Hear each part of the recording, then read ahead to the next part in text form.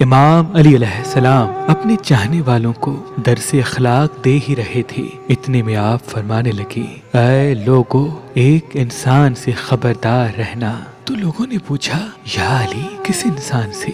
امام علی علیہ السلام نے فرمایا، وہ انسان جو تمہاری غیر موجودگی میں تمہاری غیبت کرتا ہو۔ یاد رکھنا، جو انسان تمہاری غیر موجودگی میں تمہاری غیبت کرتا ہے تو اس انسان سے دور رہنا تمہیں ہزاروں مصیبتوں سے بچائے گا، کیونکہ وہ تمہارے لیے منافق اور تمہاری کامیابی کے لیے دشمن ہے۔ تو کسی نے عرض کیا، یا علی، میرے ہزاروں دشمن ہیں اور ہر کوئی میری غیبت کرتا ہے، مجھے کوئی ایسا اسم دیں جسے میرے دوست زیادہ اور دشمن کم ہوں اور دشمن کبھی مجھ پہ حاوی نہ ہو۔ امام علی علیہ السلام نے فرمایا، جب بھی گھر سے باہر نکلو، یا فتاح ہو یا معز، 7 مرتبہ پڑھ کے اللہ کا نام لے کے باہر نکلو، اور جب بھی کسی سے بات کرو تو 1 مرتبہ اس اسم کو پڑھ کے مسکرا کے بات کرو۔ اللہ پاک کے فضل و کرم سے لوگ تمہاری غیر موجودگی میں بھی تمہاری تعریف کریں گے اور تمہارے دوست بن کر تمہارے مددگار ثابت ہوں گے